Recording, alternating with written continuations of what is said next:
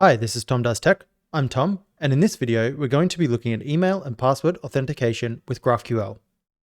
So what are we going to be building? We're going to be able to register an account with an email and password. We're going to be able to confirm the email address. We're going to be able to log in with the email and password. We're going to fetch the currently logged in user, and we're going to be able to log out. And we're going to be doing this in Nest.js. So what does this guide not cover? We're not going to cover refresh tokens. We're not going to cover access control or Nest.js guards, and we're not going to be looking at social logins or OAuth. So who is this for? Anyone wanting to implement username and password auth with GraphQL. Do I have to use Nest.js or type GraphQL? No, you don't. The concepts here are the same no matter what GraphQL implementation you're using. Should I do this exactly how you've done it? Maybe, I don't know, probably not. Do whatever works best for your users and your application without compromising security. As we go through, I'll give you some little hints on what you could do to improve the user experience. So let's take a quick look at what it is that we're going to be building. So I'm here in the GraphQL playground, and you can see that I have a register user mutation that takes an email, name, and a password. And we can hit that mutation here. And you can see that we get our registered user back. And you can see here that I have a confirm user mutation. And this confirm user mutation takes an email and a confirmation token. So I can get that confirmation token out of the database and replace it here. And we can confirm the user. And we can see that we get our user back again. Once our user is confirmed, we can log in as that user. And you can see we got our user back again. We can fetch the currently logged in user with this me query. And finally, we can log out. So when we log in, you'll be able to see that we set a token here. And this token here is going to include our user payload. If we come over to jwt.io, you can see that we can paste our JWT in here and we get our payload here. And we can use this tool to debug our JWTs. One note is when you hit this me query, you're going to see that the query was made with our cookies. And that's because login returns a cookie. And when we make a new request, it sends it with this cookie. If this is not working for you, come over to settings and make sure this request.credentials is set to include. By default, it's set to emit.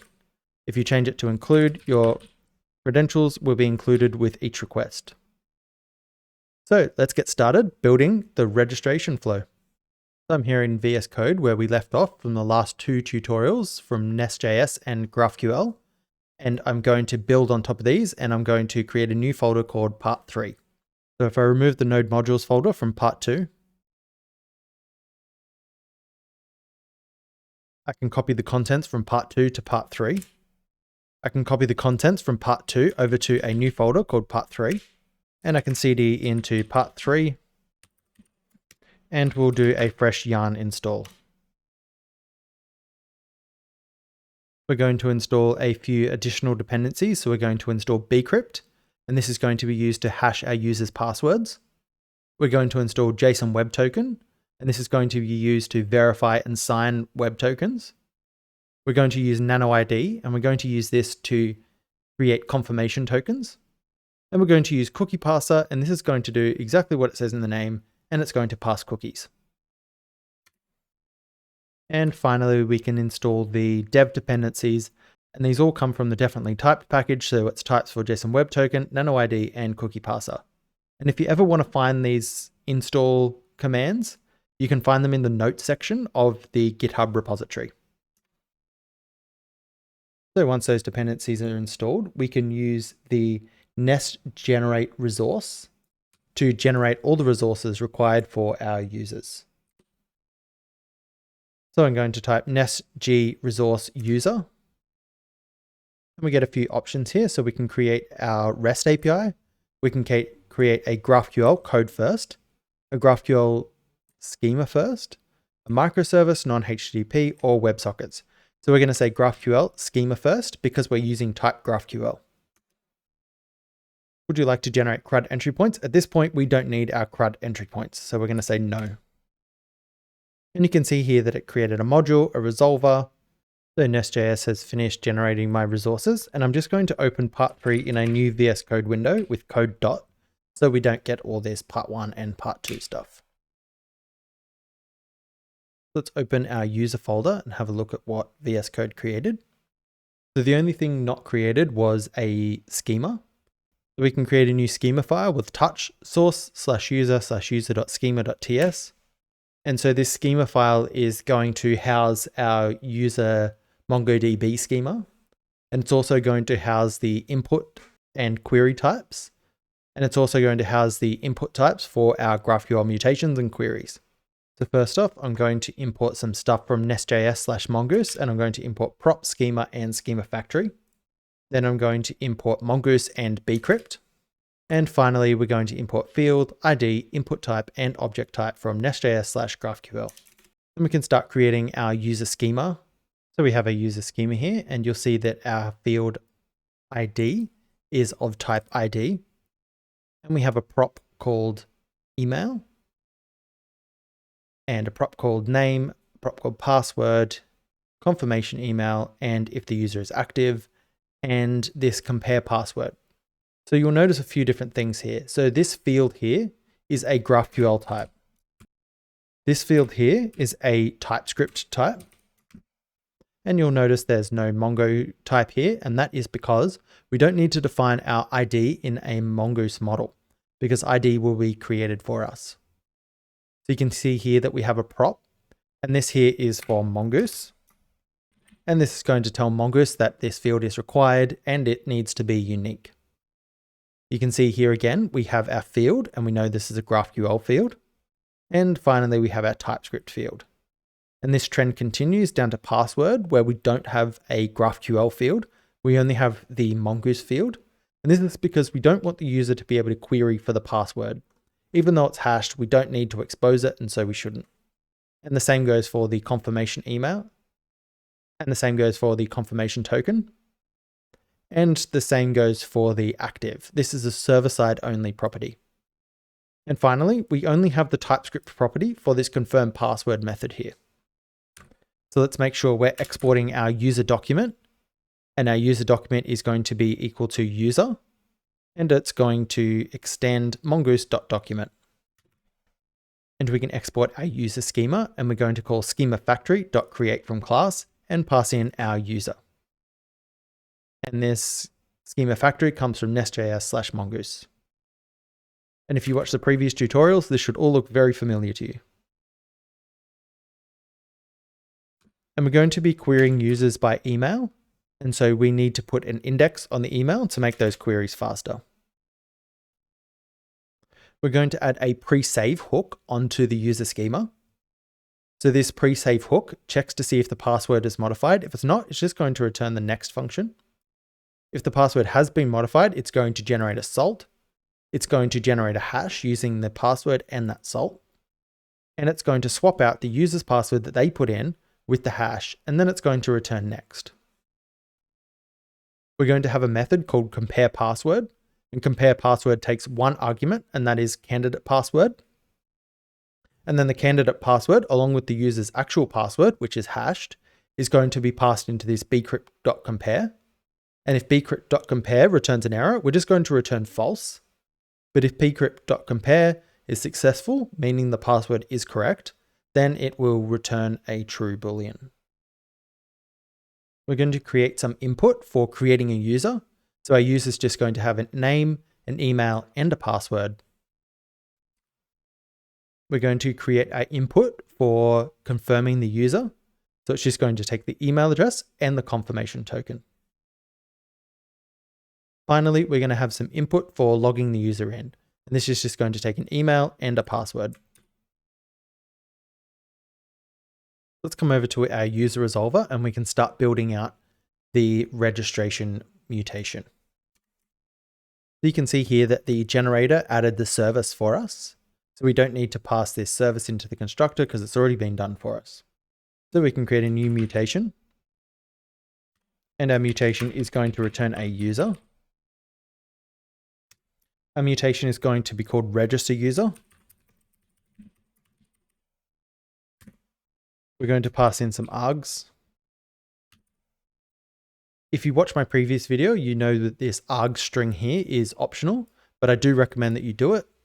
And I can show you why you would want to do that when we move over to the GraphQL playground to test out our register user. So we're going to call this input, and it's going to be of type create user input. And our function is just going to return this dot user service dot create user. And create user is going to take our input. So we can move over to our user service where we can create this create user function. So our user service does need to know about our user model.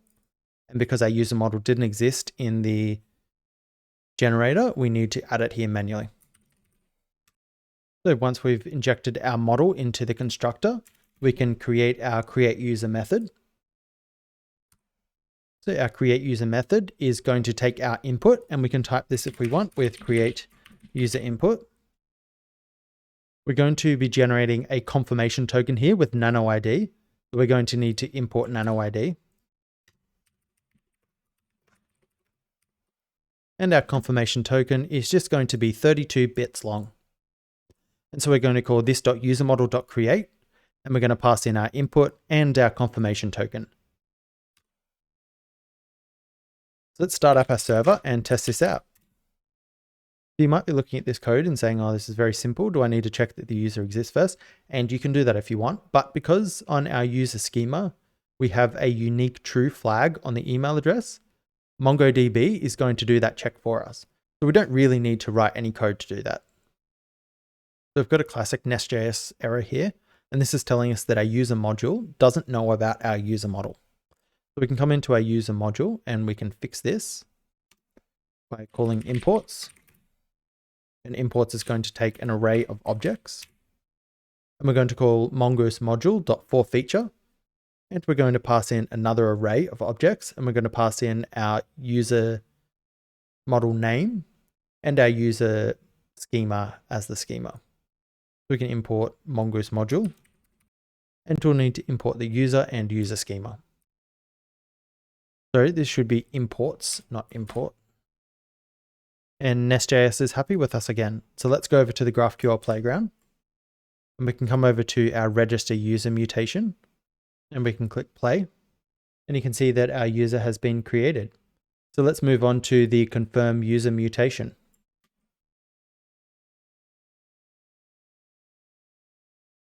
Let's copy our register user mutation.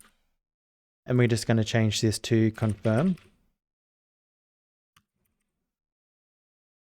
And we're just going to call this .userService.confirm user. And the input is going to be confirm user input. And then we need to go to our user service to implement this confirm user method. So our confirm user method is going to take two arguments, an email and a confirmation token. And again, it's of type confirm user input. So the first thing we want to do is to find our user. Then we want to check if the user exists. And then we want to check if the confirmation token equals our confirm token on the input. Then we want to change the user's activation status to true. Then we want to save the user.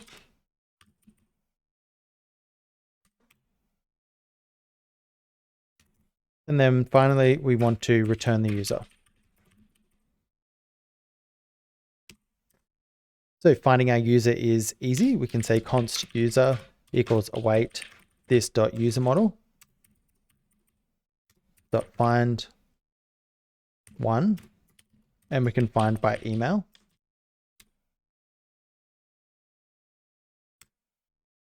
So check if the user exists. So if not user, we want to throw a new error. And we can just say user does not exist. check if the confirmation token equals our token. So we can do that in our not user. So we can say, or confirm token is not equal to user dot confirm token.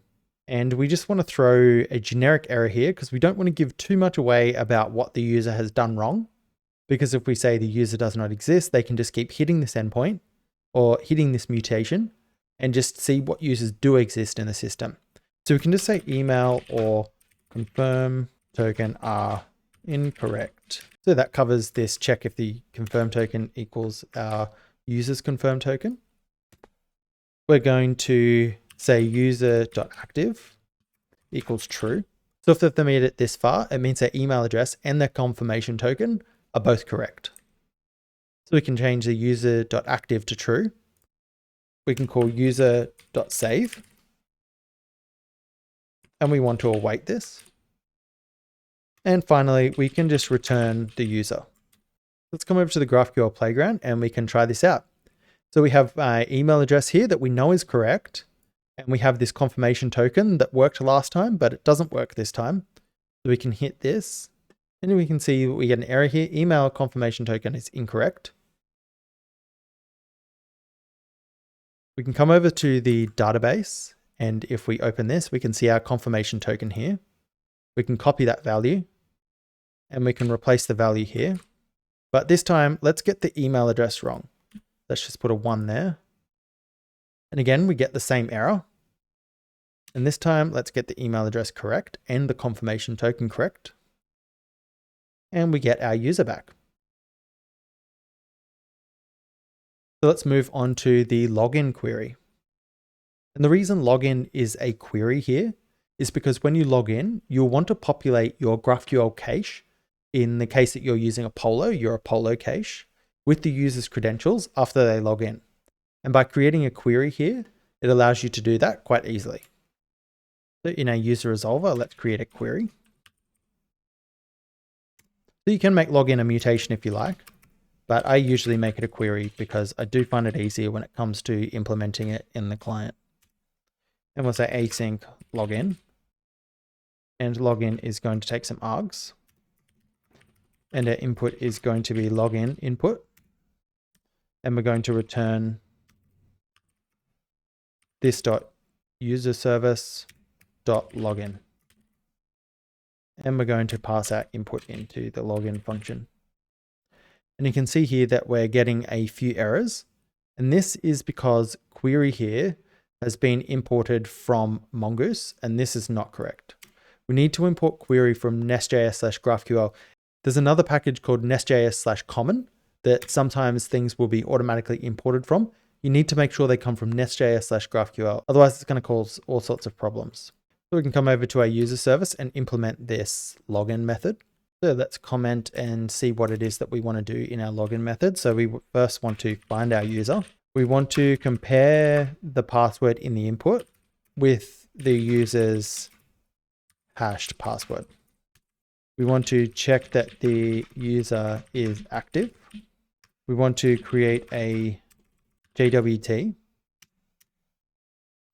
We want to set the JWT in a cookie.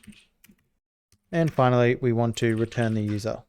So to be able to set the JWT into the cookie, we need to have access to the response object. So let's go over to our app module and we can pass in our response object into context so we can set a cookie. So in our GraphQL.forRoot, there is a property here called context. And context takes a function. And the function returns an object that has access to the request object and response.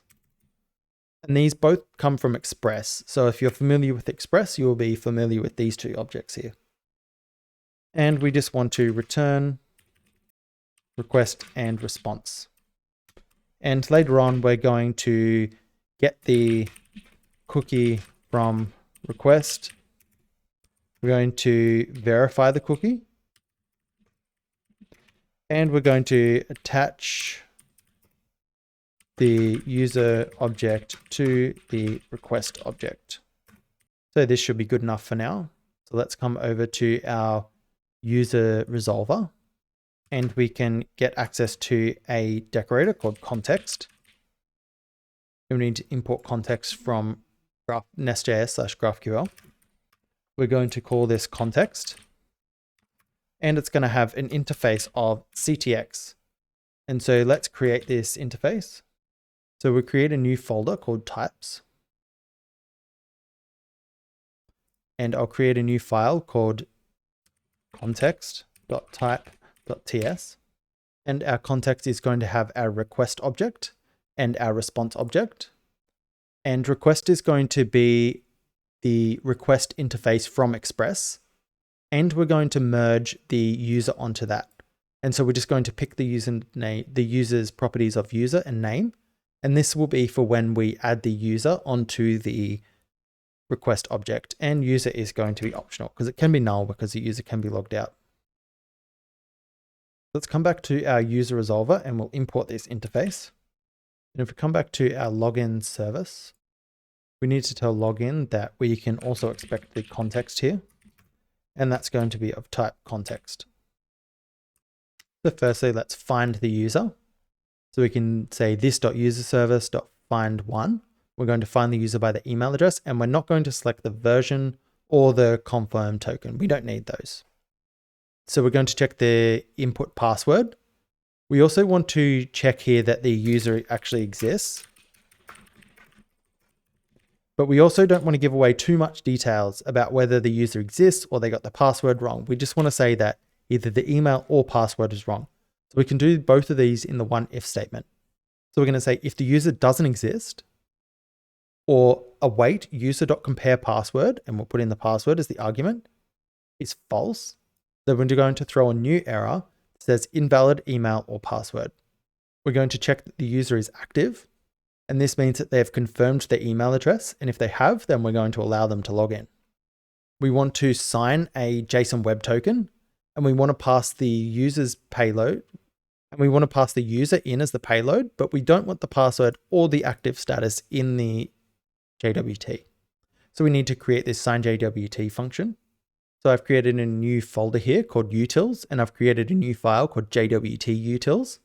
And in here I have a private key and I have a public key. You do not want to be storing these private and public keys inside your repositories. You need to store these in environment variables. I'm storing these here because they don't actually work for anything. I've just generated these online and pasted them in here. You can use these for testing, but do not use these keys to sign your JWTs for a production application. Don't commit them to GitHub and don't show them to anybody. This is a private key. Your public key you can do whatever you like with. So I have this sign JWT function here, and this is going to call JWT, which comes from JSON Web Token. I'm going to call .sign. I'm going to pass in my payload. I'm going to use my private key to sign the JWT, and I'm going to use the RS256 algorithm. I also have a decode function here, and this is just going to return null if the token doesn't actually exist. And then I'm going to try decode the token with jwt.verify. There is a jwt.decode, but you don't want to use that because that's not going to check that the token was signed with the correct key. It's not going to check the expiration dates, where we want those things to be checked. And if the token successfully decodes, we're going to return the token. Otherwise, we're just going to log an error and return null. So we're going to use this here later when we request the logged in user. So we need to import this sign JWT from our JWT utils. And we also need to import emit from Lodash.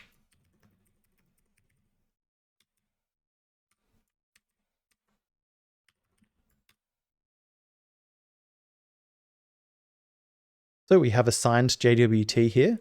Now we need to attach that JWT to a cookie, and we can send the response out to the user. So to attach a cookie, we call context.response.cookie. We can name our cookie here. We pass in the payload, which is our JWT, and our cookie options, which we will define up above. And finally, we can just return our user. So let's go define these cookie options.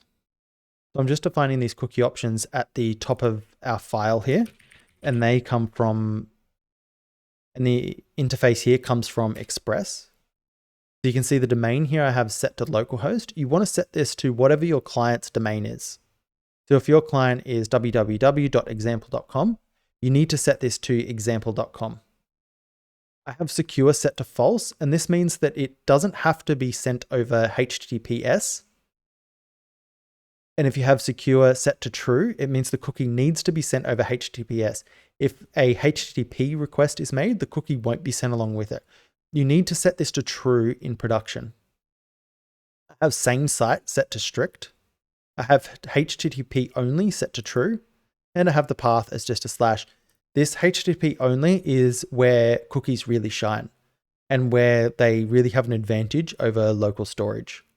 So this means that our cookie will only be sent over HTTP requests. And if you use document.cookie, that will return an empty object, or at least it won't include this cookie here. And that's a big advantage when you want to prevent your website from being vulnerable to XSS attacks. So we can save our user service. And we also need to pass our context into the login resolver. So into the login service. So we have login implemented. Let's go over to the GraphQL playground and we can test it out. You can see here I have my input and I have it set to email and password. Before, when I said you want to set args to a string of input, this is what I'm talking about. So you can say input here is equal to login input. And if we were to change login input, say we wanted to add a optional username field, we don't need to change it in our actual query. We just need to start using it with the new username input. So let's hit this query. You can see here that we get this error message, cannot read property sign of undefined. So we know we called a method called sign on our JSON web token. So if we come into jwt.utils, you can see that we've called a .sign here. And if we look at the error message, we can see the error is in jwt.utils. And to fix this error, you need to come into your tsconfig and you need to add two new properties.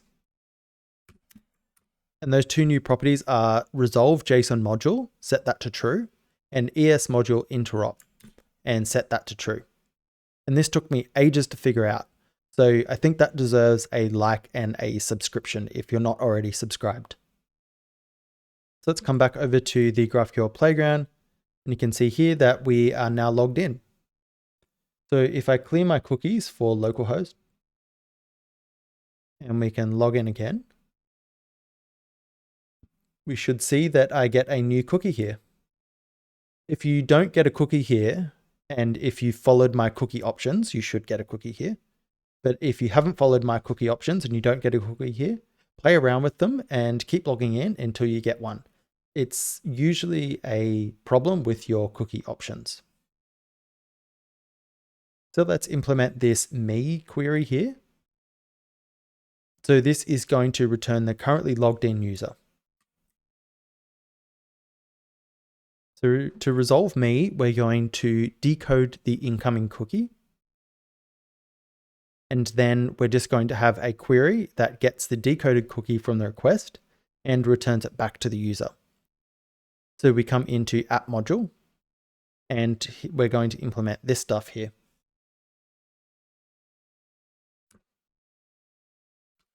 So to get the cookie from the request, we're going to use Lodash's get. We're going to pass in the request and we're going to call cookies.token. And if you've called your cookie something else like JWT, this is going to be cookies.jwt. So you need to import get from Lodash. We're going to say the user is equal to our decode method, and we're going to pass in our JWT. So we need to import decode from our JWT utils.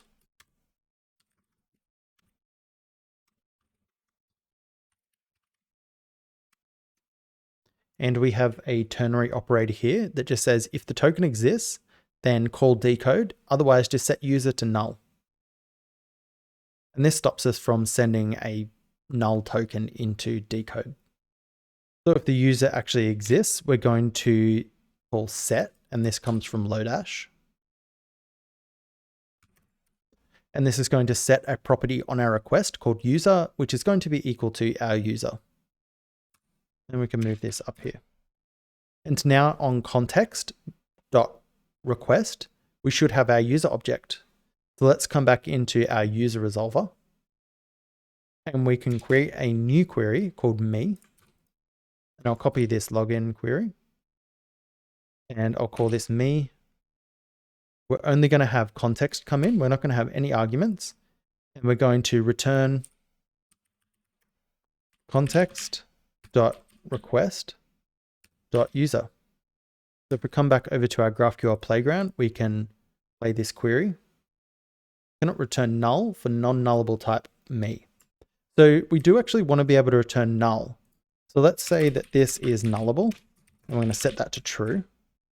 And we also want to be able to say that login should be null as well.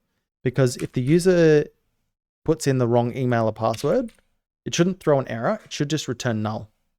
We'll come back to our GraphQL playground and we'll play that again. So we'll come back to our GraphQL playground and we'll play this again. And we get me null. So let's make sure we're logged in. And we'll play this again. And it looks like this is not working correctly. So to debug this, we're going to need to open the network panel. And we can play the request. And what we're looking for here is to make sure that the cookie has been attached to the request. And it has. We can see this here. So the next thing to do would be to come over to our app module. And we just want to log this token to the console. Let's come over. We can play this query. And we can see our token is actually undefined. So let's look at this.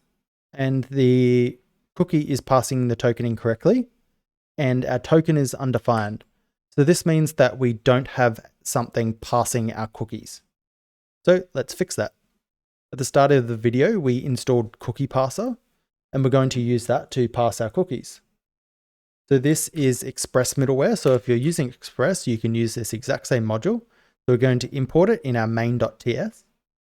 And in our Bootstrap function, we're just going to say app.use cookie parser. We come back to our GraphQL playground, and we get our user back. So let's implement our logout function. So you can implement logout server side, or you can do it client side if you like, and just remove the token from the user. But in this case, we're going to remove the token with a request. So let's come back to our user resolver. And if you've made login a query, you can make logout a query as well, or at least you should. And so on your client, when you hit logout, it's going to request the type of user, and it's going to return null, and it's going to set user to null in your cache. So we're going to create a new query here, and it's going to be nullable. Otherwise, it's just going to throw an error every single time because this is only ever going to return null. And we're going to pass in context so we can unset our cookie. And we're going to call this.userservice.logout. And we can go into our user service to define this logout method. And logout is just going to set our cookie token to an empty object.